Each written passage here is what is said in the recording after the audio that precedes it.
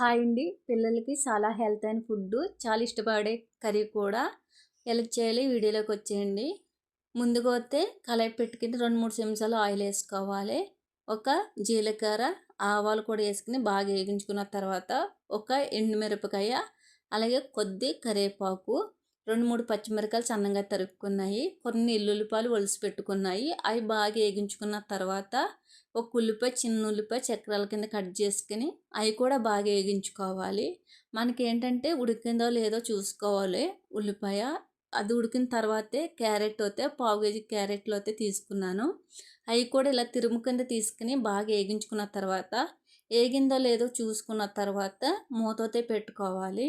మూత పెట్టుకున్న తర్వాత కలర్ అన్నది చేంజ్ అవుతుంది అన్నమాట, ఉడికిందా లేదని.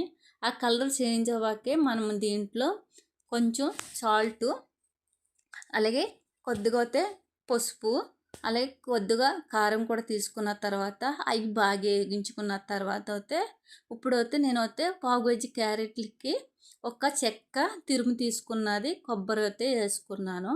అవి కూడా కొబ్బరి వేసుకున్న తర్వాత కొద్దిగా లైట్గా అటు ఇటు తిప్పుకోవాలి. కలుపుకున్న తర్వాత అయితే లాస్ట్న అయితే కట్ చేసుకున్న కొత్తిమీర కూడా వేసుకుని కలుపుకోవాలి. ఆ కూర అయితే రెడీ అండి. పిల్లలకి వచ్చి చాలా మంచిది. పెద్దవాళ్ళు చిన్నవాళ్ళకి కర్రీ అన్నది చాలా టేస్టీగా తినొచ్చు. ఈ వీడియో నచ్చితే లైక్ చేయండి.